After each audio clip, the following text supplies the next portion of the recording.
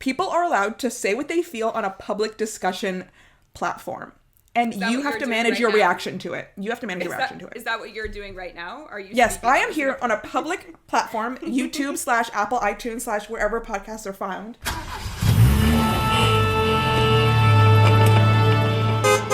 Hi everyone, welcome back to After Broadway, the podcast where we deep dive into anything and everything musical theater. I'm Tara.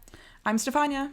And in today's episode, it's time for part one of the 2023-2024 Tony nominations.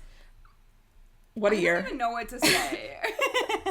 What a year. I'm also fresh off a New York trip where I just saw 6 shows in 4 days. And going in, I was like, oh my God, so many of these going to be nominated. And coming out, oh my God, so many of these not nominated. Well, to start off, as our annual tradition, we're in our pajamas. We're having a pajama party. And we're also having a little drink. What are you drinking, Tara? I am drinking it's called Good Vines White Wine Spritz. I think it's Canadian. Wow. I have a Summersby Mango and Lime cider. Summersby, sponsor us. Honestly? Send me some. Sponsor us. Would love. So on the track of last year's Tony nominations episodes, we are splitting this into 2 because there is so much to cover. So in this first part, we're going to be talking about all of the performances as well as Best New Musical and Best Revival. And then we'll get into all the technical stuff in our second episode. We're also going to do something a little different this year. I have pulled some clips from our Way Too Early Tony nominations. As you know, we record these in January for our February release. And it's kind of like a fun time to look back to see how wrong or right we are. And before we get into this, I am going to date stamp this episode because we're kind of in a weird time of a weird really crowded Broadway season, and as of today, on May 2nd, we just found out about the closing of Lempicka, which is happening on May 19th. And if you listen back to our Way Too Early episode, Steph really gave all the love to Lempicka. So I really did. And here I am. I haven't seen Lempicka, but I'm actually going to continue to give it more love right now. I also didn't see Lempicka, and I just want to say I would have seen it, but Eden was sick that weekend, and I simply did not see the point to see it without her. Well, Tony nominated Eden Espinosa. Do you remember we saw Eden Espinosa in Falsettos in 2019? Yes. Do you remember this? I just remembered this recently. Here I am. I'm going to give love to Lempicka. 15 brand new musicals this season, 6 revivals, so 21 musicals this whole season, and it's hard to say, and the amount that were original musicals based on, like, you know, not a movie, not a book. This was obviously based on a real person, but with an original score, an original story, not based on a pre-existing piece of media. Like, a very small amount of the original musicals were that. And so, you know what, did it quite work? No, but they tried something. They did something. They've been working on it for years and years and years. They made it. I'm proud, and I'm happy that a new musical, you know, made it to Broadway this year. And I want more new original musicals not based on existing source material to continue to make it to Broadway. And Crows, you better pick this up in like 2027. Like, yes. Like, I would be a really good Crows show, I think. It would be a beautiful Crows show. Crows has really been serving us, so it's exciting stuff. I actually, before we continue on the Lempicka train, I did screenshot a tweet today. Casey Mink, we've talked about her so many times on this podcast. She was a Lempicka stan. Saw it like 5 times. She said, for an industry that cries out constantly for original musicals, most are pretty unkind to this one. I'll have much more to say, but for now, you have until May 19th to see Lempicka, a bold and original musical about a bold and original woman. Also, to add to your point, original story, original music. Female creatives team. And a queer storyline. So queer storyline. Like, this is what we ask for all the time, and then it gets such harsh reviews, and maybe they're legit. Again, I have not seen the show, and they're probably legitimate. Like, you can't absolutely critique, but I saw them being very generous to, like, other shows that I feel like I wish more generosity was given to, you know, this bolder leap that was taken than to other shows. You know, they were working on it for 14 years. Eden has been working on it for years and years and years. However, which we will talk about as we get through here, with what will most likely, actually I don't know for sure, but with the 2 shows that are kind of front runner for Best Musical and Best Play this year, I think this is really going to be like Hey, Broadway, we don't need another Great Gatsby. Well, Great Gatsby. We shall see. I mean, the thing is, we're about to not talk about the Great Gatsby for the next hour because it got one nomination. Well, should we play our clip of what we said? Yes, sure. Okay, this is the Great Gatsby. Or in a true wild card pick, even Ariel Lozada Jacobs? in the Great... No, Ariel Jacobs, sorry. No! Sorry to hear Lies Love. Sorry to hear Lies Love. My other alternative is even Lozada. People love her. She's loved. People love her, but I really don't know that there's going to be that much love for Gatsby this year. You think it's just going to fully blank? My hope is that it fully blanks so they can be told, guys, you should have waited. It was a huge mistake. This was a huge mistake. I don't think waiting would help this. I gotta be honest. No, I don't. But you know what? For boldness, even Lozada. Let's select her. My 5th pick. Well, I was obviously wrong. But I love to be bold. We have to be bold. And for my almost blank of Gatsby, they only got one nomination. They got one. And guess what? It wasn't for set design. No, it wasn't. Costumes. Sure, I guess they were fine. I don't feel strongly one way or the other. No. Before we really get into it, I'd love to do an in memoriam for the 8 musicals and plays that were not nominated this year. Mm-hmm. So if we could all bow our heads to memorialize Once Upon a One More Time, Harmony, How to Dance in Ohio, The Heart of Rock and Roll, The Wiz, The Shark is Broken, The Cottage, and finally, I Need That. A moment of silence, please. What is I Need That?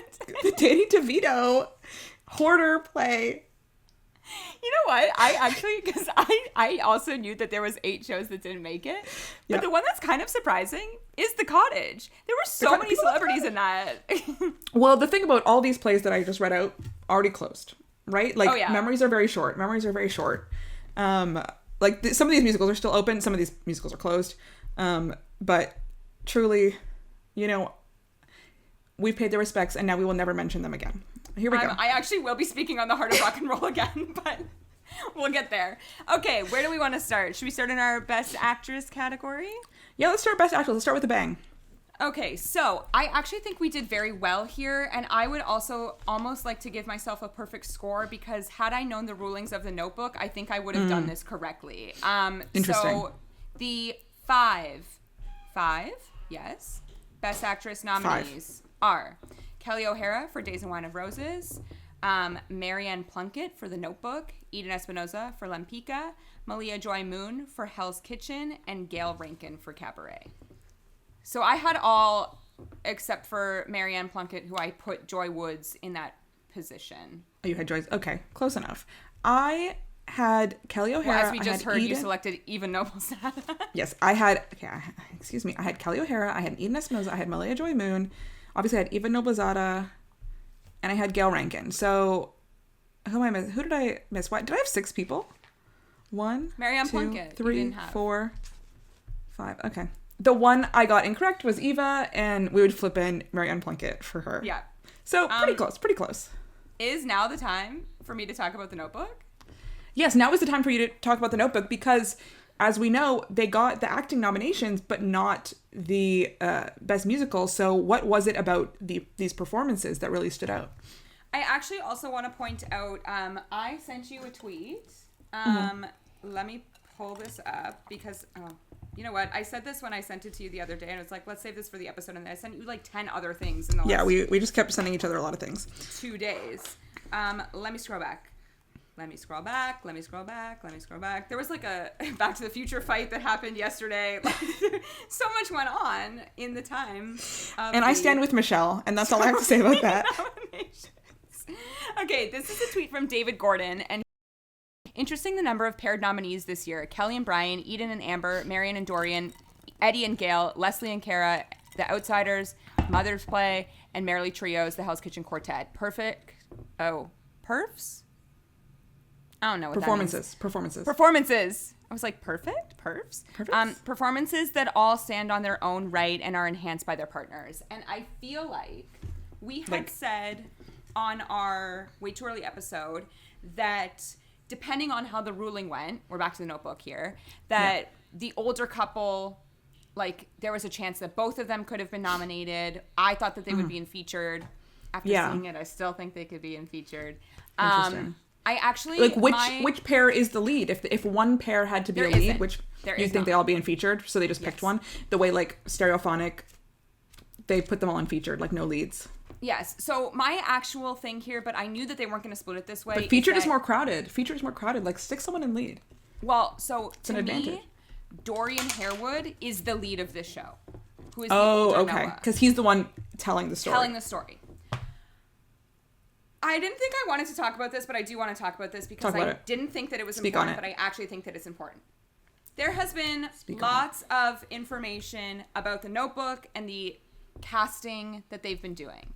Now, here's the thing. I obviously do this. So I knew about the casting before walking in. I was very well prepared for every single person that was cast in this show. I went to this show because of certain people in this cast, as well as that score, which we had heard a song from that was cut from the musical. We'll talk about that in our next episode. But for those of you that don't know, the Notebook is split into 3 different versions of these characters. Allie and Noah are played by a young couple, a middle-aged couple, and then an older couple. The 2 young and middle-aged couples, Allie is a black woman and Noah is a white man. And then we swap races for the older version, and Allie is a white woman and Noah is a black man. Now, I had heard many thoughts of why this was the case. As far as we talked about, I'm under the impression that this is just a colorblind cast. They cast the person who was best for the role, as far as I'm concerned. We also talked about the fact that, like, colorblind casting can also be somewhat harmful to your actors if the producers are not properly sticking up for their teams. And I do think that's what's happening with this show. Interesting. I will say it is confusing if you do not know this going in. The only thing to tell you that they're the same character is that they're wearing similar outfits, but there are many scenes where all 3 versions of the Allie are singing together and they're, like, holding each other's shoulders. And I'm like, am I expected to believe that these 2 people turn into this woman? It just is like, I understand theater and suspending your disbelief, but like, you're also on Broadway where tourist crowds are coming to see the Notebook. If you're not spelling it out and you're not doing it for an intentional reason, I don't understand the point of doing it. And I only bring up the intentional reason because the rest of the cast is intentionally cast based on their race. So I don't know why they swapped it for these characters. Like, Allie's father and mother are a mixed race couple. So that makes sense for the version of these characters. And it doesn't make sense when she's an older woman. Now, the storyline that I had heard was that, like, old Allie has dementia, so she's just placing these people. But I'm like, why is she placing these 2 black women into her story? Like, I feel like we had the opportunity here to play with, and I mean play with in the, like, nicest of ways of, like, I would have liked to see the issues between the characters of a mixed race couple. I would have liked to see how that was detrimental to her family because they had money and she didn't, and how the class structure would have changed because her family was black and he was white. We didn't get that because that's not the story. That's not the Notebook. That's not the Notebook. But I do think that they wrote off the pages enough that they could have tried to bring in some sort of aspect of that with this casting. So in my eyes, this colorblind casting has now turned into racist criticism, and that's where it becomes harmful to your actors. That's like a very small TED talk on this, and again, I knew what I was signing up for. You knew who the casting was and everything. I remember watching the movie for the first time and not knowing that the older couple, like, the first time I watched the movie, I did not know that the older couple that we were seeing in the nursing home was the same couple. Like, I remember that being a reveal for me, and I think that's how it's laid out in the movie, that it's meant to be a reveal. Is it meant to be a reveal in the musical? No, that this is the same from the jump, right? Yes. So I can see them maybe, if it was meant to be a reveal, kind of not, making it so spelled out for that. But if it's not meant to be a reveal, I wonder if so I think the issue they're running into is that they cast the two, like the teenage couple and the young adult couple, they cast them racially the same, and then only changed the like senior couple. Whereas I think if they were all different, it would have kind of just been like, you know, okay, it's theater. Universal. It's theater. Yeah, like we're playing. We're actors. We're players telling the story.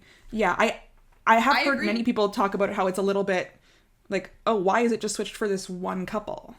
Yeah. Why this? Like, you have to consider, I think, a little more intentional. And obviously, I'm sure they just cast, I mean, maybe they had more thought. Maybe they just really, like, loved these actors and cast them because they, like, loved them in these performances.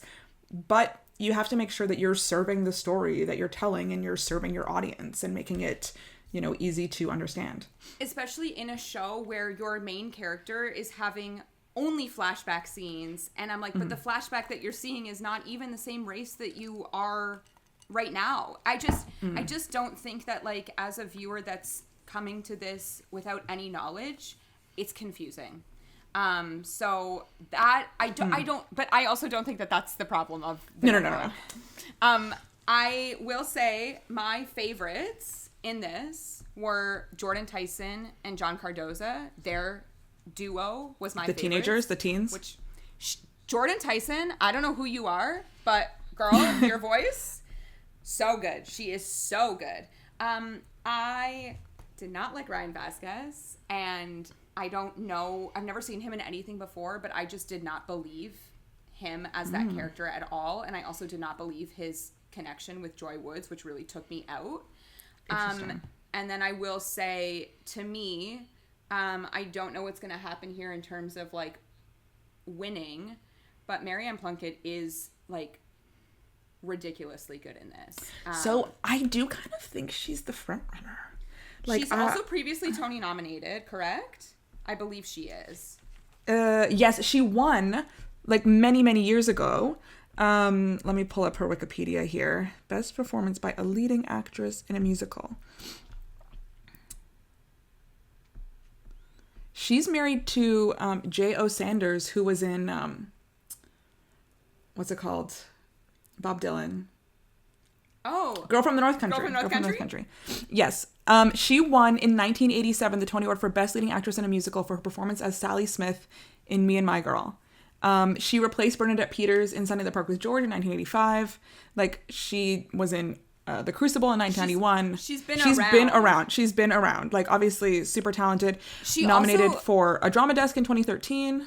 Like, interesting about this is she doesn't have that much to sing in comparison to the just other like, characters in this musical. She's just always, like, there, her presence. However, when she does sing, I literally can't even talk about... there are aspects of this cast recording that I cannot listen to because of... I haven't dived into it. I haven't delved into I will say we'll talk about this on the next episode, but this is the one that I listened to the most since coming back. It is a gorgeous cast recording.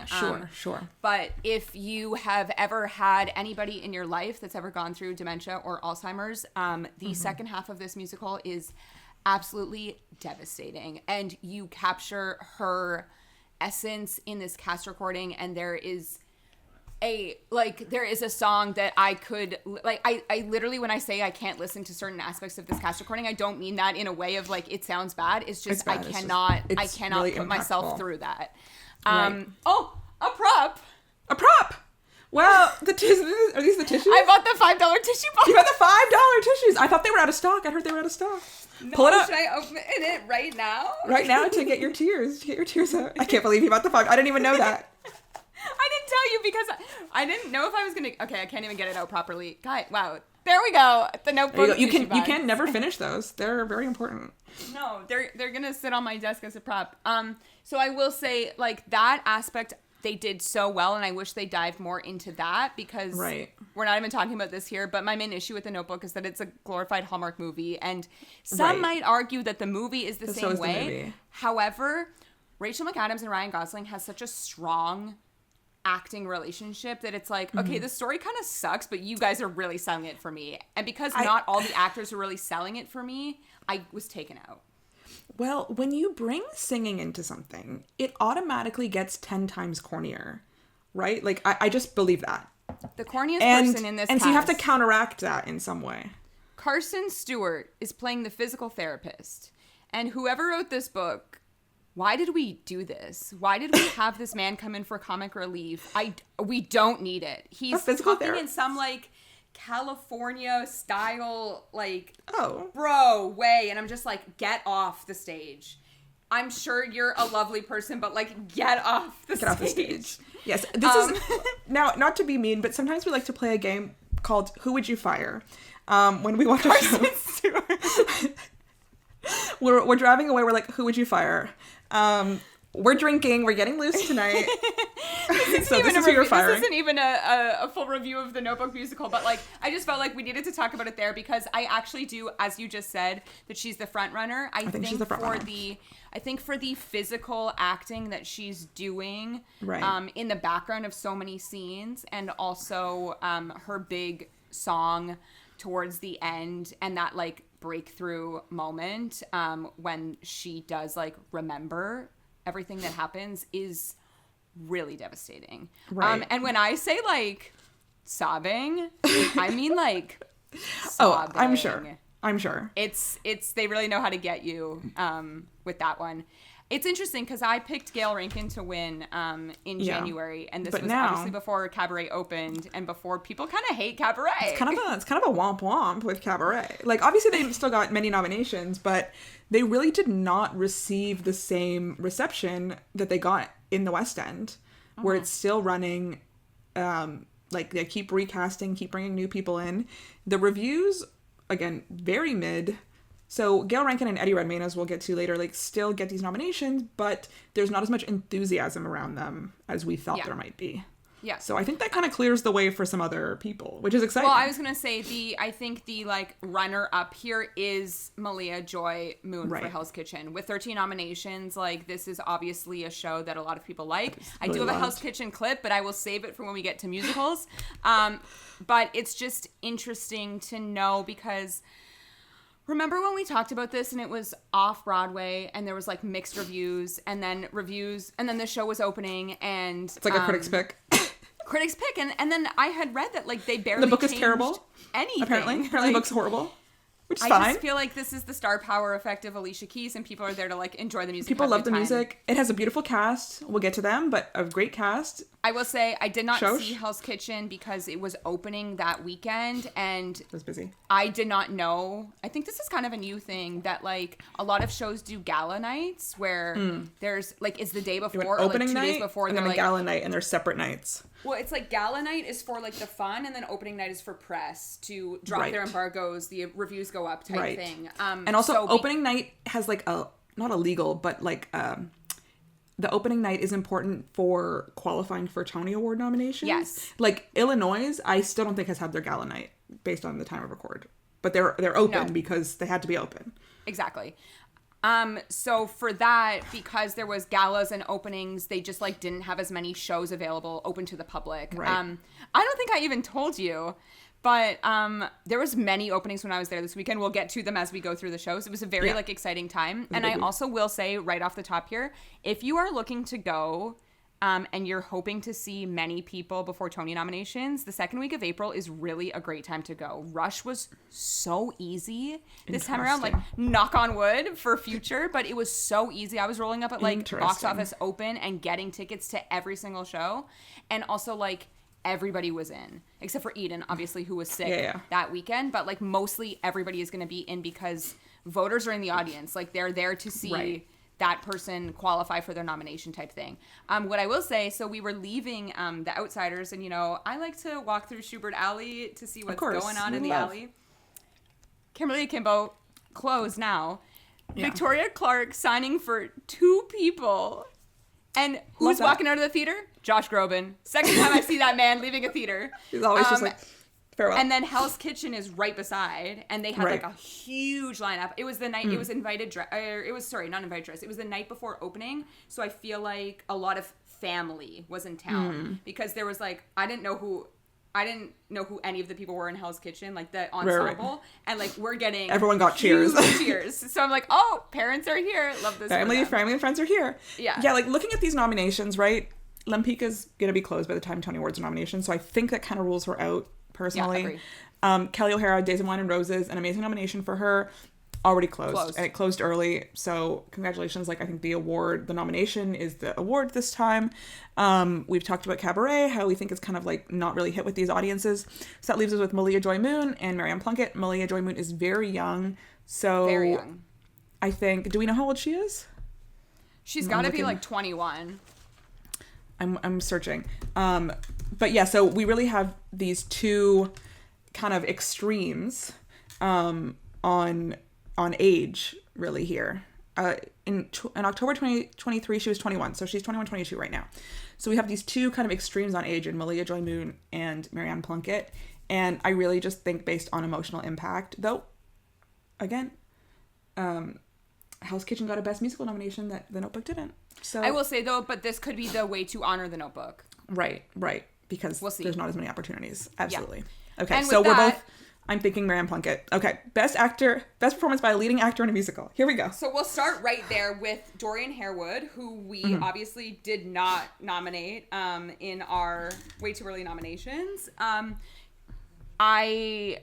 As I just said, to me, he is the lead and everyone else is the feature. That man is on stage the full time. He's telling the story. He's giving a great performance. Like, he's an older actor. I would expect nothing less from what I saw. You know what I mean? Like, it was very on brand for what I thought it would be. He had never seen the movie. Did you know that? Really? Yeah. Love that. I saw an interview with him. Did you read the book? Ooh, I doubt it. Not. I think he's just going off the script. He's going off the page. Great. We love that for him. Other people here, for the same thing that you just said about Kelly O'Hara, hello, Brian Darcy James. This is also one that they've both been working on for a very long time, this musical. So exciting for them both to be nominated here. I think it's interesting that, again, this happened with multiple shows like Marianne Plunkett and Dorian Harewood, Kelly O'Hara, Brian Darcy James, and we'll get to like Eden Espinosa, Amber Iman. Pairs nominated, but their show not nominated. Yes. Very interesting.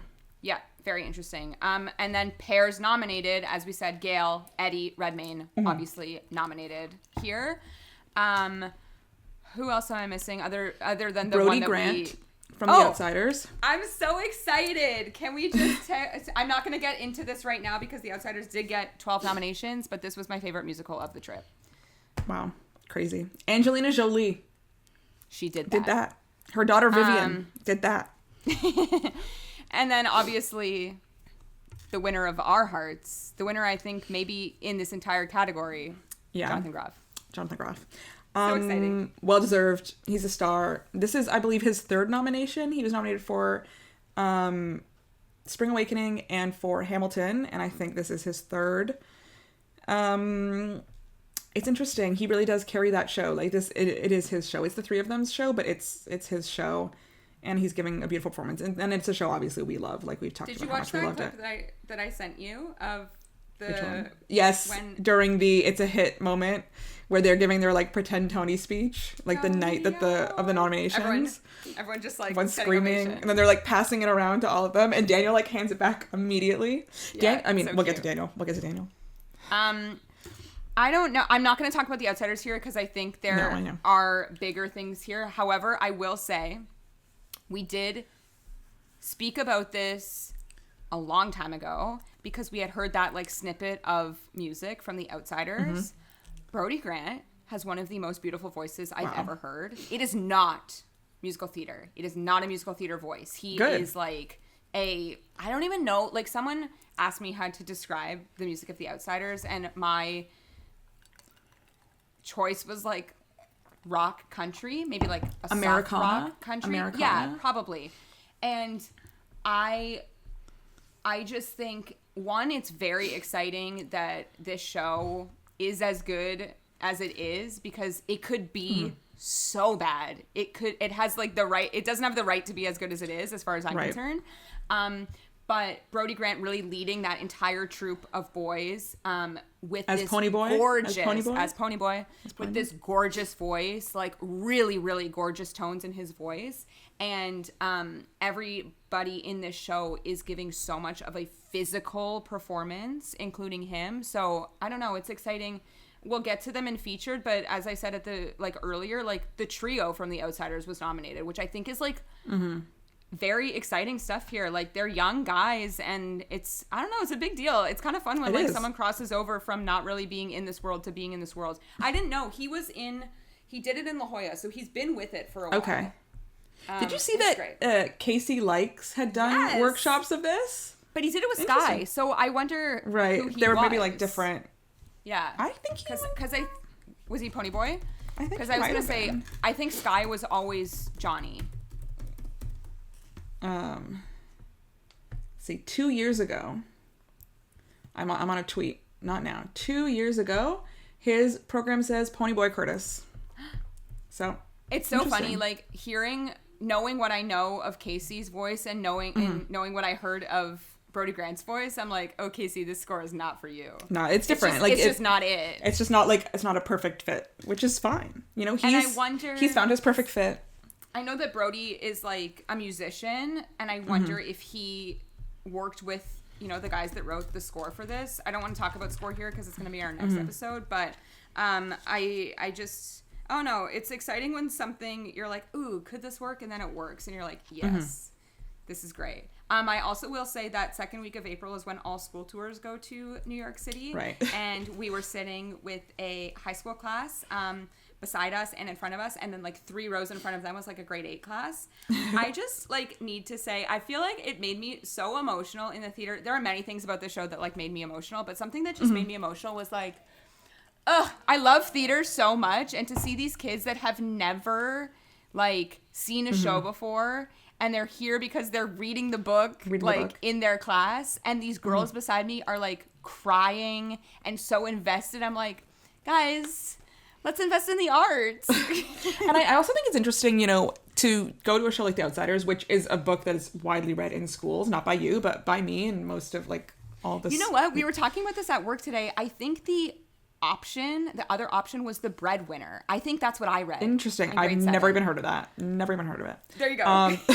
No, but also to see a show starring mostly boys, to the new Newsies. Be, the new Newsies.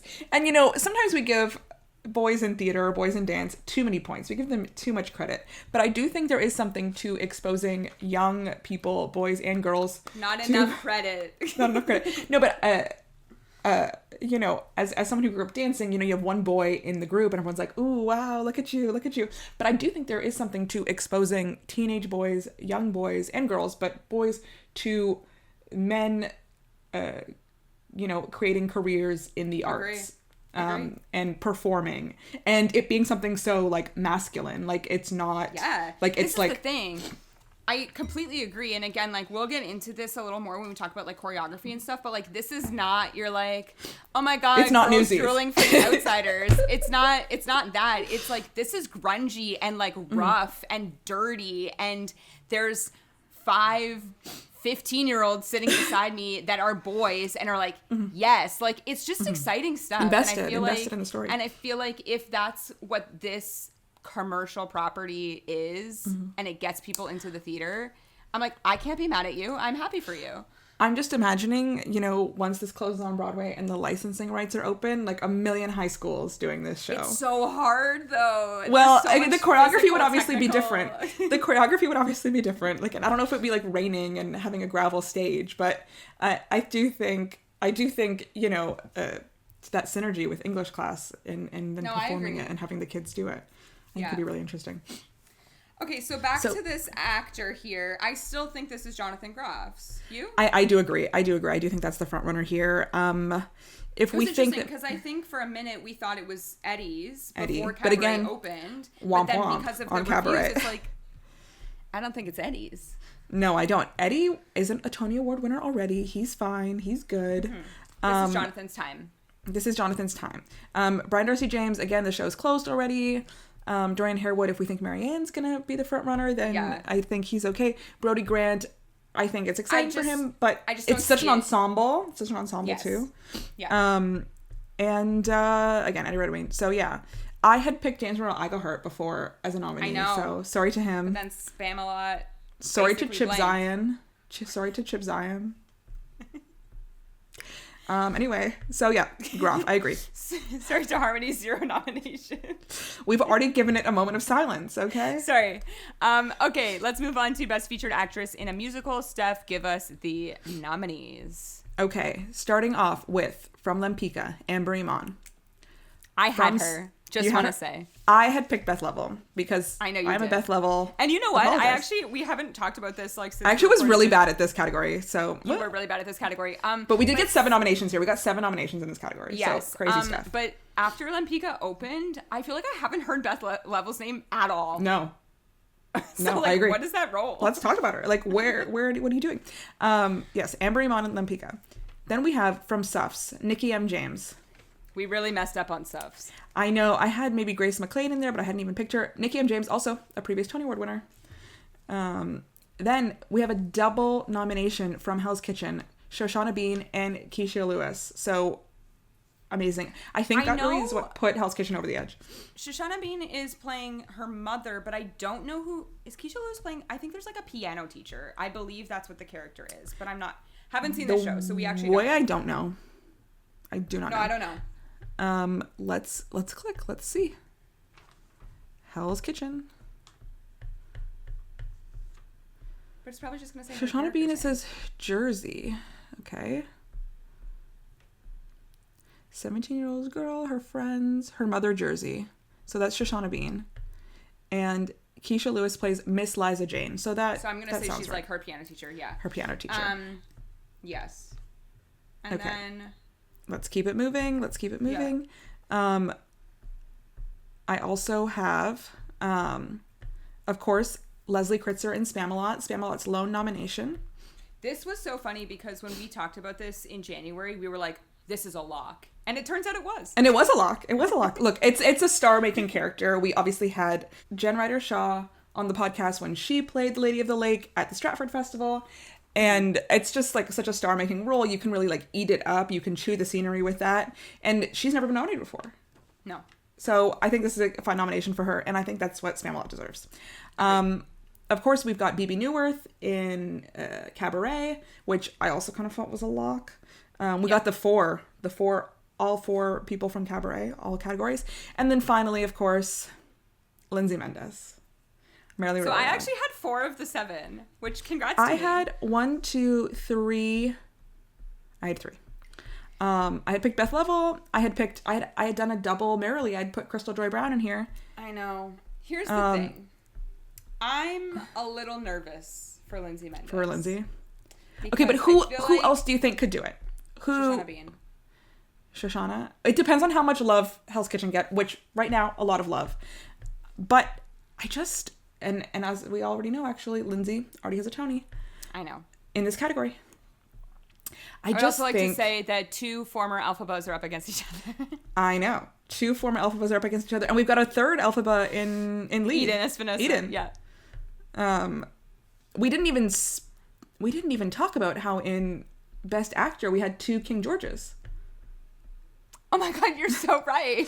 And the third person who didn't get nominated was Andrew Rannells, who he didn't get it, but could have had 3. We also had Shrek in there.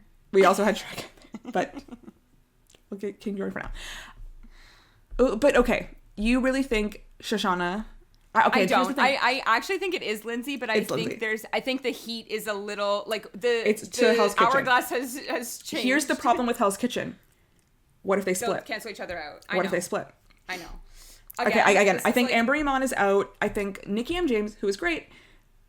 Suffs didn't get many acting nominations. That's the only one. That's the only acting nomination. So I don't think. But Suffs, also people really love Suffs right now. And then Leslie Kritzer is not going to win. The Suffs red carpet was happening the night that I went to the Outsiders. Mm-hmm. Steph knows about this. But I saw, it was at the Music Box, and I was like, oh my God. So funny that they just do red carpets outside of the theaters. Like, it's comedy to me. Hillary Clinton there. Malala Yousafzai there. You see Malala? Yeah, I saw Malala. They're producers on this. They could get Tony Awards this year. Angelina or Malala? What do you think? Wow. And Malala. Who else? Anna Wintour. Yes. Which was exciting. I think Anna Wintour's daughter is involved. You know what? She was involved in Gutenberg. Oh, She was involved yes, in Gutenberg. yes. She's a producer. She's a producer of Yes. things, but she definitely was involved in Gutenberg. And then just like so many other people like Ben Platt, Noah Galvin, Sarah Bareilles, Darren Criss, who Red Darren carpet. Criss, like, sit He's down always in the there. news right now. You need to sit down. I think he was misquoted. I think the quote was misinterpreted, to be fair. Culturally queer. We're getting my fizz. What does that even mean? I don't know. We can't discuss it. We can't talk about it right now. I really just think it's Lindsay's. I mean, that's the nomination that I want. Maybe the one that I want. That's who I want to. Maybe the hot person who could come in. BB. Never count her out. She's amazing. But I really do think it's Lindsay. I really think because the three of them have been sold as such a package, and their performance has been sold as such a package, they've been like hitting the streets. They have been on podcasts. They have been on talk shows like since September. Did you see they have Daniel been Radcliffe rapping on Fallon? Recently? Or like a long time ago? No, recently. No, I've seen him do it a long time ago, but not recently. Wait, maybe it was a long time ago. It's been resurfaced. It's probably been What does he do? resurfaced. What did he do?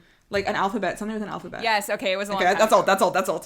Maybe someone was like commenting on it based on the fact that he like speed sings. He can do a patter. Merrily. He can do a patter. So maybe that's where it came up again. I was like, I had never seen it, so I was like, oh my god, I've seen it. great. I think he's like very meticulous in that way. I mean, speaking of, let's get to it. Featured actor in a musical. Let's start with. Well, we could start with Daniel Radcliffe, also from Merrily We Roll Along. With that trio, all three of them got those nominations. Daniel Radcliffe's first nomination with his 5th Broadway appearance. I really proud. thought he was nominated for Equus. I don't know why that was like in my mind. I'll also say we're obviously not really talking about these three, but go listen to our almost 2-hour Merrily episode that we just released. They're the best. Yeah, like I can't speak on them any more than I already I'll did cry. in that I'll literally episode. cry. Also, Daniel Radcliffe, the nicest man alive. Like I can't speak on it more. No, he's really giving such a beautiful, nuanced performance in this. All three of them are, and it's like very like symbiotic. Like they're all giving and taking from each other so much. But and so it's hard. Go ahead. It's hard to like award one but not the others, and so that is why Daniel Radcliffe is my winner. But let's get to the other nominations. I was gonna say this is the category that I really did bad on. You're nervous. You got it wrong. Okay, well let's start with obviously. Go. Let's start with obviously Michelle's favorite nomination, Roger Bart. Should we play the clip? Let's roll the tape. Yeah, let's play it. You know who we did not discuss who actually could be nominated here? Roger Bart.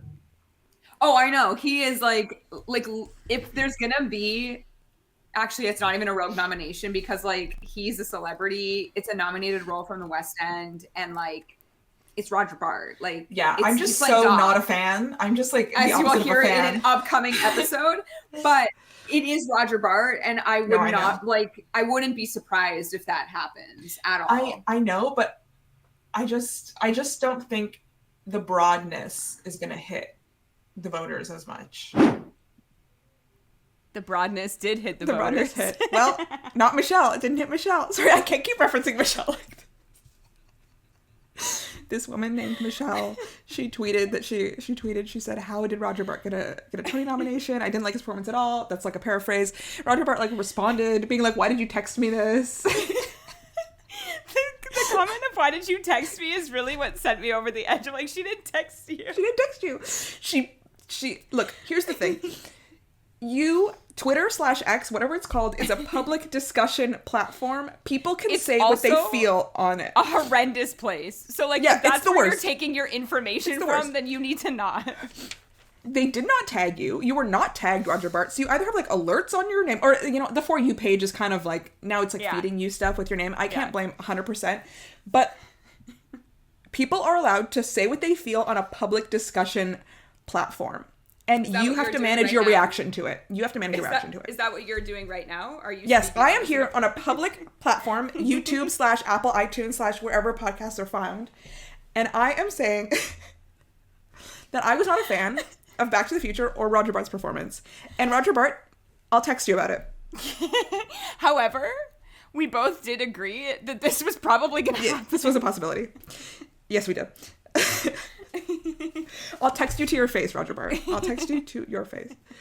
Never count out a celebrity. Never count them out. No, I know he was nominated in the West End. Did he win in the West End? I can't remember. He was nominated in the West End at least. Yeah. It's a big showy performance. This show really, what did it get? 2 nominations? They got set design, which I think I had also said that, like, that was a possibility. Which, like, sure, great. 2 nominations, set design and Roger Bart. And, like, that's fine. Sure. It's fine. Here's the thing. We've talked about this before. We talked about this on the Back to the Future episode. We've talked about this every time we talked about Back to the Future. This show is doing more than fine. The award is the money. Like, the award is the money. They're making money. So they'll be running for years. And not only are they running for years, they're going on tours. They're going on tour. Fine. To Toronto next summer. Catch us there. Yeah, I can't speak on Twitter, X, Elon Musk's whatever website. I just, like, guys, critiques are critiques. It's not that serious. Like, let's move on with our lives. And for that, we're moving on to the next person nominated in this category. Okay. Next person nominated is... I mean, let's go to the duo of the outsiders here. Yes, absolutely. So we've got Sky Lakota Lynch, who was Johnny in The Outsiders. And we also have Joshua Boone, who played Daryl. Daryl, the brother, the older brother. No, the friend. The friend. The older brother is Dallas. Oh, sorry, I'm lying. His name is Dallas. Daryl is the brother. Dallas is Joshua. Okay. Sorry, too many D's. Too many D's. Dally. Dally. I will say... R.I.P. That scene was, like, the way that they did Okay, from what I understand, and I haven't seen the musical, and I haven't read the book in a really long time, I think he dies differently in the musical than in the book. I mean, I never read the book, and it's been a long time since I saw the movie. Do you know do you remember how he dies in the book? I don't, but I did hear in the musical that they changed how he died multiple times. Like, they were trying. But Spoilers for The Outsider, the musical. If you don't want to know, stop listening tell to us this how part of he the dies episode. in the musical. He jumps onto a train track and gets hit by a train. Wow, okay. It's actually so No, crazy the way that they do it. Hurry back. Well, while you're searching for this, let me talk about Joshua Boone a little bit. Sorry, let me interrupt you one. I found it. Dally, they go, Ponyboy and Dally go to the hospital to see Johnny. He dies while they're there. Dally is, distraught. He runs out. He goes to a store, robs a store, and starts running from the police. And he kind of, like, baits the police, and the police end up shooting him, killing him. Which is, I think, kind of, very interesting police brutality commentary. I was about to say... As opposed to self-inflicted, which is kind of self-inflicted, but, like, whatever. I wonder if they didn't do this because... Who plays Dallas in the movie? I think it was... Let me find this out. Because I want to know before I'm going to say what I'm about to say. I think it was... Matt Dillon. Okay. So I would assume that they probably did something similar in the movie. I think to do it that way in the musical is extremely jarring for a show that is kind of rated like PG or PG-13, especially because Dallas is played by a black man in the musical. And to do that, it puts us in a whole different category of what this story in the movie, I'm reading in the movie, they call it suicide by cop. Like, he points an empty firearm at the police and kind of baits them into claim. So in the movie, stays true to the book. Very interesting that they've changed this. And again, I heard that they kept changing how he died in development of The Outsiders, kind of trying to hit on the right tone. Well, my one thought is, like, racism based on this, that, like, did police just shoot a black man that was running? That's one thought, that maybe they tried that. It's all white men in the book and in the movie. I mean in the musical though. He's played by, like, Joshua. It's played by yeah. Okay. Yeah, so I was just like, that. Interesting. Okay, that's a little bit different. It's a different element. It's a completely different tone. Absolutely. So, just based on the world context, it changes things currently. Very much. Yes, exactly. So I'm like, they probably tried that, maybe in La Jolla or wherever, just to see. And maybe with audiences, they were like, ooh, this takes our show from, like, this story to this story. My other thought on that is that, like, there's really no adult characters in this show at all. So to bring in someone to, like, dress as an adult to, like, kill this character... Look, you just like do what you do in Rent. You have a 22-year-old, you put on a cardigan, and you're like, Mark, it's your mother. Like, that's just what you do. I don't know. Put a teenager in a cardigan. I really liked the way that this was done. He sings a song while it's happening. There's a really cool lighting and stage trick. I will say, I loved Sky Lakota Lynch in this. I had spoken about him singing the song Stay Gold previously, because that was... Right. released before I saw the show, but Josh Boone like commands the stage when he's on stage. Like he really is. That stage is his when he's out there. So I don't know. Like it's really hard when you have such an ensemble piece to like pick out people, because I also could have picked either of the brothers, I think, to be nominated in this show. Everyone is like kind of on the same playing field for me because they're all doing very similar like scene work. Like it's interesting to Brent Comer put these people as Daryl. Shout out. Hope you're listening. And the kid that played Soda Pop, who I think is the cutest in the cast, Jason Schmidt. He was very good. The other brother. But yeah, the other brother. Dallas sings the song, I think it's called Hopeless War. Oh no, Little Brother. He's basically exactly as you described. He's like having this moment where he's like, everything I did was like for these guys, and Johnny's now gone, and how can I live with myself? I've run from city to city to city. So he's basically like on the run again, and then just decides to. That's the second musical that I saw where someone died by train in that weekend. So what's the other one? Hard Rock and Roll? No.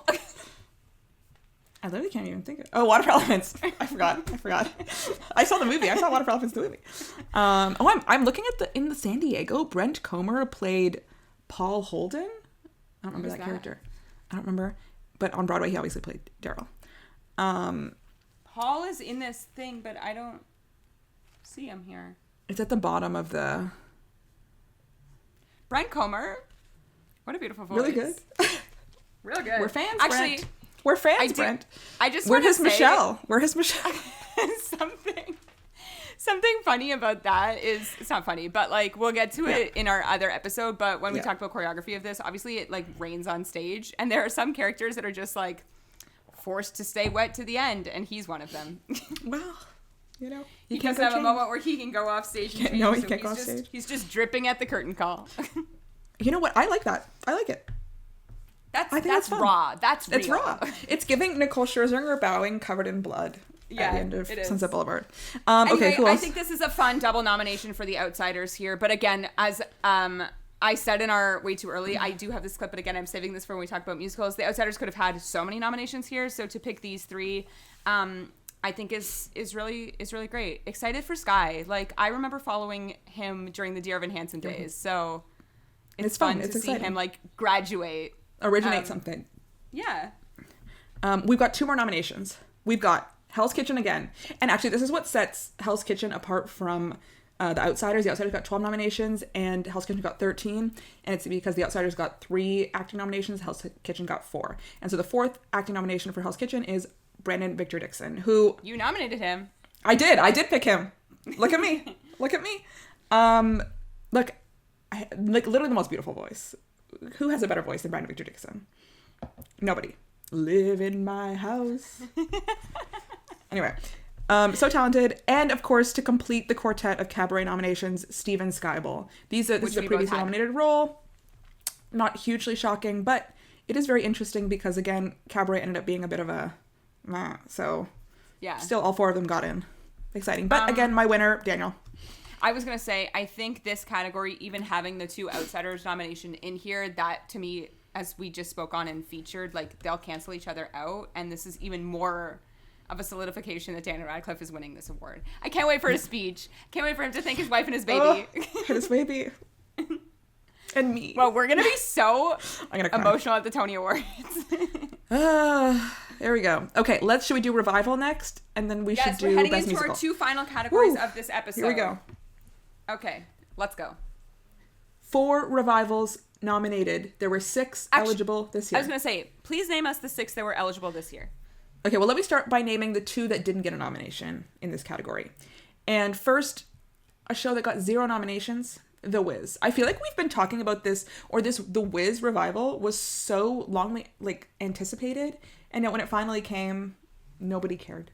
Here's the thing. Nobody paid attention. The Wiz red carpet opening night, also there when I was there. I had the funniest moment, which I wish I would have said something to Shanice Williams 14 shows opened in 9 days. 14 shows opened in 9 days. The amount of, I follow so many theater reviewers on Twitter, and the amount of people that were like, guys, I'm tired. It's been a long 2 weeks. Those 9 days sponsored by The Great Gatsby, a new musical. Yes. I'd like to shout out Shanice Williams one more time on this podcast for her role as Dorothy in The Wiz Live. Your friend was hating on you, and I should have stepped in, and I didn't. But then the Wiz red carpet was happening. I think what's interesting about this show is a lot of people are saying that this feels like a tour stop because it is a tour was stop. on tour before it came to tour Broadway. I will say, so the Wiz, obviously at the Marquee, never been, but I was in line across the street at Sweeney Todd in the Rush line. Sweeney had like 50 people. The Wiz had like 10. So, And that's the thing. I just think it's very forgotten. It's so crowded this season. It's really hard to make your mark. Will something ever work at the Marriott Marquis Theater? No. It's really ugly in there. I I've never will been in say, there. It's just not what a a good theater. great place to do an opening night, though, because there's like But lobby, conference indoors. rooms. There's like no, it was outside. It was outside. Yeah, but you got space in there. Yeah, but like they had their party was in one of the party rooms at the hotel, and I'm sure many people stayed at the hotel. So it's just like it's really convenient. It's really convenient. Wrapped up in they a can nice go to the little bathroom room. anytime they want. You know, The it's 8th so good. floor bathroom is open. You didn't hear it from us. Okay, the other revival that opened and closed this year already, did not get a nomination is Spamalot. Yep. To be honest, most iconically Spamalot this year was Ariana Grande's Second Home, and that's really all Spamalot gave me. I just imagine her in the dressing room every night. I just think that's where she was. The closing night of Spamalot gave us the first hand-holding video of Ariana Grande and Ethan Slater, and for that, we're thankful. We are thankful. Thank goodness. How many times did she see In the it? key of Galinda. How many times did she see that show? She was there once a week. She was there all the time. Well, she wasn't there during reshoots, but then they were together during reshoots. Yeah, so but he was with her. anytime that he was there, I'm going to assume she was there too. She was there. I swear she was always posting on Instagram. She's back. And she's there. always buying a show cup. Like, girl. Yes, getting a drink. I mean, she can afford it, but... I know, but do you need that many Spamalot show cups? Well, what's she gonna do? She'd be like, oh, don't put it in the cup this time? Like, she needed a walked Pepsi. out with it. She walked out with it on the streets of New York. Here's the thing about Ariana Grande. We always forget she is, like, a theater kid. Like, she loves that kind of stuff. She loves that stuff. Yeah. I just don't She's know. got a stack of Spamalot cups. Actually, when they have dinner parties, everyone gets a Spamalot cup at their place setting with the little lid. And tell us what was nominated in place of those two. Okay. We've got Cabaret, The Who's Tommy, Gutenberg, talked which about it all. this is actually its first time on Broadway, but because of the classics rule, it is in revival. And of course, Merrily We Roll Along. I'm going to roll the Gutenberg tape Roll it. right now. And my final, and I think you've chosen the other because, in my opinion, Gutenberg is not even in contention here. I agree. But I've chosen The Wiz, and I feel like you've chosen Spamalot. No, I've also chosen The Wiz. also chosen Oh, The Wiz. wow. I just dislike Spamalot. And nothing's changed. I feel the same, but Gutenberg over The Wiz. I was just cracking up yesterday when I was watching this because I was like, sorry, Gutenberg. And you're like, yeah, totally agree. And here we are. We are Gutenberg. But how many nominations did Gutenberg get? 1? Yeah, 1. Okay, and this was the one. Yeah. And the same for The Who's Tommy. 1 nomination. Yeah. Congratulations. You're not winning. It's between Cabaret and Merrily We Roll Along, but again, the reception to Cabaret. I just need to address live on the podcast that I saw The Who's Tommy. You know what? Because we talked about it before we got on air. You really went into like a deep dive before we got on air. I loved this. This was my number 2 show of the trip. And I said to Steph off the mic just before we started recording, that's not because the story is good. The story is actually the worst story I saw of the entire trip. But because it was so thrilling. This show is literally like, it's so exciting. It's so loud. Like, be prepared. It is so loud in there. But as we know, I've said many times, I'm a projection hater. I was a projection lover for this musical because the projections were used to enhance the physical practical set, and that's what they should be used for. This was a light show, this was a clip show, this was a projection show, this was a vocal masterclass. I literally am upset that like Ali what's his name, Louis Bergozzi. I don't know how you say his name. He's like 22 years old. He was a freaking star. His Pinball Wizard is so good. And because Tommy was nominated for Revival, I do think that everyone will get to hear him sing live, which is exciting to me. I also feel like there was so much more here that it's just interesting because I do think this actually did get decent reviews. And not to speak on this because we're not really going to touch on this in our next episode either, but I just think it's very interesting for a director to be attached to a musical time and time and time again. And you know what? Like, if you believe in something, like, I don't know, like, you see it through to the end. He doesn't want to let anyone else do this musical. He's just like, I have a vision, and I have another vision, and I have a new vision. He just has many visions. And I do think that this is the final vision of this show, and that's fine. You think this is Des McAnuff? Well, we should say his name. Des McAnuff? Des McAnuff. Yeah. A Stratford Festival mainstay, Canadian icon. I was saying to one of my coworkers, I was like, you know, for someone that's like not interested in a musical, like this is what I would recommend. Sure. If you're a fan of like rock music and you want to go for like hear great live experience, and just like a theatrical experience that you'll never get at like Wicked, go to this. Like it's different type of thing. It's just great. And we actually bought tickets in advance for this. There's codes out regularly to get good prices. Yeah, they're good prices. There was no rush for this, and I had deep dived one day at like 2:00 in the morning that the lottery seats were really obstructed for this. And I knew that this was a show that my brother Tyler would be interested in. So I was like, you know what? These tickets are like $20 more than what the lottery ticket would cost. It's really not like putting us out. Let's do it. So we bought on Today Tix. So it's actually like you found a Toronto theater Reddit page. There are New York theater Reddit pages as well. Check those. There's always discount codes. People are getting mailers and they're putting those codes publicly on Reddit. So I don't know. I had a great time at Tommy. I would return. It's a party. I actually think it would do really well. I would think it would do really well in Toronto because I think it's a built-in audience. And it has. Yeah. Yeah. My parents saw it here in like many years ago. 97. Yeah. When was it in Stratford? 2013, 2014, something like that? With our favorite. With Robert Marquez. With our favorite. Yeah. Great. We have 2 revivals this year starring husband and wife at Stratford. Robert Marquez, Jen Ryder Shaw. Interesting. This is Marilee. Sorry, everybody. Yeah, Marilee's going to win this, especially after Cabaret kind of, you know, it didn't get that director nomination. Like, I know. I think this is it. I think it's the writing's on the wall. Marilee Rural about to win this. Literally crazy because this show was a flop. Stephen Sondheim is to Tony Award winner. Like, we started from the bottom, now we're here, you know? To quote Drake, another Canadian icon, Drake. Drake is actually going to be presenting the best revival of a musical. Yeah, and he's going to say, Marilee, we roll along. We started from the bottom, now we're here. Started from the hall. Okay. Do you want to do the original musical? Do you want to list out the original musicals that did not get nominated, or do you want me to do it? I have it here. Oh my god, the original musicals that did not... I don't have it properly. Go Okay, I have it here. The original musicals that did not get nominated, of course, Once Upon a One More Time. Here Lies Love. Back to the Future. This is the In Memoriam again. Harmony. How to Dance in Ohio. Days of Wine and Roses. The Notebook. Lempicka. The Heart of Rock and Roll. And The Great Gatsby. You saw that too. We'll get there later.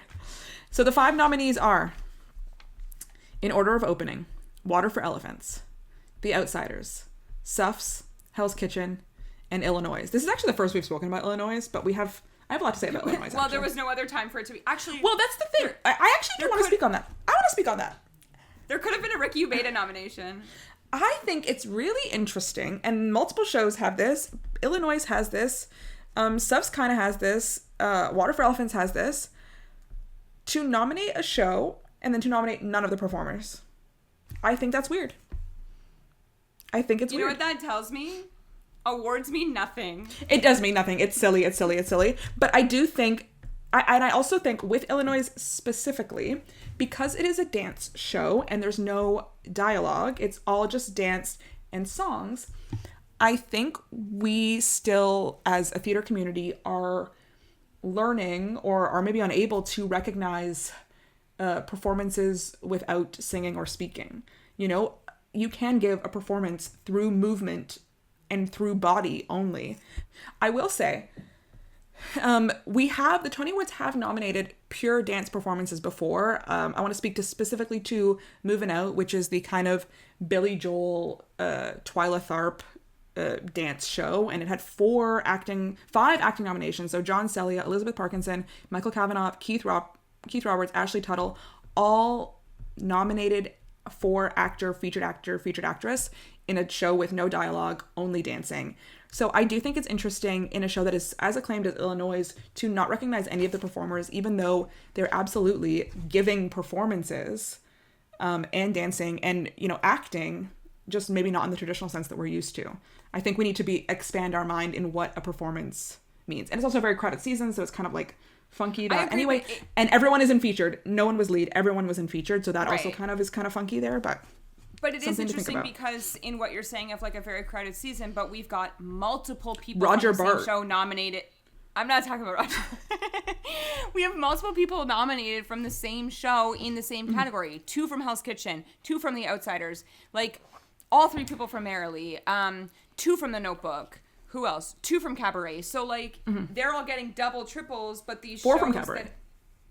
4 from Cabaret, exactly. These shows that are getting the musical nomination, getting the highest honor, 1. and yet Illinois, none. I know, where are your actors? However, one more thing. It's not a perfect parallel, but it kind of reminds me of when Parasite was nominated for and won Best Picture, but got no acting nominations at the Oscars. And obviously it's very different, but I do think in the way nominated. Yes, I think in the way that because the Oscars are, you know, a North American award show, an American award show, they had a harder time latching on to a performance that was not in English. I think very similarly, voters maybe here had a harder time latching onto or quite understanding a performance that is not spoken. It's not a perfect parallel, but like that's what I'm reminded of right now with something like Illinois. I am surprised here by one of the Best Musical nominations. It's also a show that you had 0 love for in January, so let's listen to that clip. Give it. Talk about a show that's going to get blanked. Water for Elephants. In my opinion. Grant Gustin's debut shot. Here's our time to make bold statements that will be proven either true or not, you know? Bold statement. Grant Gustin wins Best Actor at the time. You know, like, you know, in 3 months or 4 months when the Tony Award nominations and winners happen, you're either going to pull the clip or we're going to forget it ever happened. 100%. Nothing for Water for Elephants. Well, I pulled the clip. No acting nominations. They had 7 Tony nominations, and I would like to speak on Water for Elephants. Speak on Water for Elephants. Speak on it. I don't get it, guys. What did you see that I didn't see? Here's the thing. I will say right off the top, as I said, I saw 6 shows. None of them were bad. I thought everything was decent. Whereas I can't say that every time that I've gone to New York. Sometimes there's always like a dud. Nothing was bad. I enjoyed every single show that I saw. However, I'm just a little confused by this one. Like, I just don't know what if I saw like an off day. I mean, I'm not surprised that there are no acting nominations here. I did put Paul Alexander Nolan in my way too early, and I do still believe that he is the best person in that show. Grant Gustin, I think this is a really good Broadway debut for him. What a gorgeous voice. Yeah. What a beautiful man. Like, he's giving the leading man that everybody wants, but he's got 0 chemistry with Isabel McCalla. Like, 0. And I just think she's fine. So, like, it's hard when 2 of your 3 lead characters are kind of just like, meh. And I also could not hum you a single song from the show. I don't remember anything. And I don't know, again, as I said, if I saw an off performance, this is the same, like, circus company that came through with, like, Pippin. Mm-hmm. And Seven Fingers. They're from Montreal. And I thought they were fantastic in Pippin, and I thought they were very weak in this. There was a lot of, like, struggling to hold people up, which is not what you should see on Broadway. The best part of this show is the final 25 minutes. There's a dream ballet sequence thing. It's phenomenal, and that's it. That's the only thing I'll remember from this. Extremely unmemorable score. I don't really know why this made it in here. over something else. Here's the thing. I was disappointed by The Notebook, but I still liked it better than this. Interesting. And if we're really going to talk about it, I think The Heart of Rock and Roll could have been here.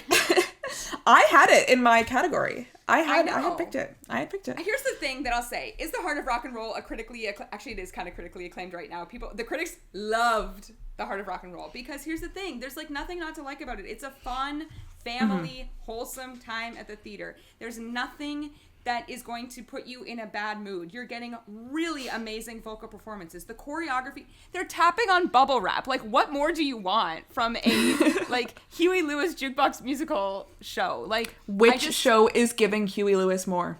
Or better? Heart of Rock and Roll over Back to the Future? It's so fun. Like, I literally, as I just said about Tommy, I would also, if you're, like, kind of dabbling your toes into musical theater, I'd be like, guys, go see The Heart of Rock and Roll. Again, I date stamped this episode because it could be closed by the time it's gotta close. This episode is even out. But I said to you, I think I texted you after I saw it, I was like, this show, a dream on tour. Oh my God, tour it. It's like a perfect tour show. It's a really wholesome story. Like Mackenzie Kurtz and Corey Cott at the like lead of it, doing a really good job. And like, I have notes, but I have no real notes because I have fun. Yeah, this is the thing. I think we do, as a theater community, as a Broadway community, need to... The Tonys at the end of the day are a marketing opportunity. And I think we need to think of other marketing opportunities for theater other than the Tony Awards. Because I believe everything you just said. And yet I don't know if that necessarily justifies the Tony nomination. Like, I have movies that I love and enjoy that I don't think should be Oscar nominations. But I agree. I don't think they're this great. is a best musical nomination. But I think when you compare it to something like Water for Elephants, I'm like, why was this one so much better to the voters than something that's just a good time? Was this a critic's pick? No, this was not a critic's pick. Water for Elephants? Water for Elephants was a critic's pick. It was. But was Heart of Rock and Roll a critic's pick, or was it just the Outsiders? No, but they got all like good positive reviews. Yeah. I don't know. This is the thing too. Don't trust the reviews, guys. Don't trust them. I know the reviews are funky, but just, you know, the reviews do make or break things sometimes. Like, they really do influence audience members. Yeah, I just think we need for Tonys to not be the end all be all, because we need, and we also need Broadway to not be the end all be all. But if we're running on Broadway, and if our audience is tourists, if our audience is, you know, people who grew up with Huey Lewis music, we need to find a way to target them that is not, you know, one award show that airs on CBS in June. We need to find something else. Agreed. And I know it's hard. Pay only $25 for a rush ticket, so like I'm living the dream. You can't complain. For a first row mezzanine ticket, like can't complain. This is actually, I think, the hardest one to pick a winner here. It is, and I do have. I want to play. If you recall in your memory, you gave me a TED Talk about Hell's Kitchen, and we're gonna replay that right now. My TED Talk is that things that transfer from off Broadway usually win Best Musical. That's my TED Talk. Right. Play it. What I will say is, over the past 10 years, 8 out of 10 Best Musical winners have originated off Broadway. And so I think that is kind of the winning combination, to originate off Broadway or have an off Broadway run as part of your development process. So I think like that should not be overlooked, that it has word of mouth in the New York City area. It's New York City critics have seen it and have been buzzing or not buzzing about it. And as well as that celebrity factor, I don't think we can count Hell's Kitchen out. I am going to go Hell's Kitchen. Okay, interesting. I do not have Hell's Kitchen. After the speech that you gave me at the top of the I know. You're not going to go Hell's Kitchen. I feel gaslit right now. Oh, but it was off Broadway, so it's going to be a hot show this year. Okay, well, for that same rule, I'm going to select Subs. Days of Wine and Roses. Look. And did I lead you astray? I didn't. Hell's Kitchen, most nominated show. There are 3 shows so Water for Elephants had a previous run in Atlanta, and The Outsiders had a previous run La Jolla. In San Diego, La Jolla. Oh, San Diego. I don't know if it's La Jolla, but San Diego. The other 3 shows in Best Musical, Suffs, Hell's Kitchen, Illinois, all off Broadway within the past year and a half. Illinois is like so recently. 2 weeks ago. Illinois was 2 weeks ago. And a lot of people, Illinois has such good word of mouth. No one's had a chance to see it on Broadway yet. Like, it's been open for a week. It's been on for a week. No one's had a chance to see it on Broadway yet. But it has such good word of mouth. Everyone's talking about it because it just flipped over immediately. So I do think it's hard because The Outsiders is kind of a front runner, but I also think Illinois is kind of a front runner. But then Hell's Kitchen got the most nominations. But then everyone says Suffs is so good this run. So I don't really know. I'm counting out Water for Elephants again, but maybe I'm dumb to do that for the second time. But I think I'm having a hard time picking my winner here. I mean, let's flash back to January when we had this moment of, what if The Outsiders is good? The other thing here is that, like, this is a show we have really not spoken anything about, but like there are 10,000 characters in The Outsiders who could be nominated as well. Yes. I don't know. We don't know how that. I think it really depends on how that show is, like what the critics think of that show. Because if it is, the only person I could see as a potential nomination here would be Sky Lakota Lynch. But there's also like many. He's playing Johnny, right? Yeah, Johnny. Yeah. Mm-hmm.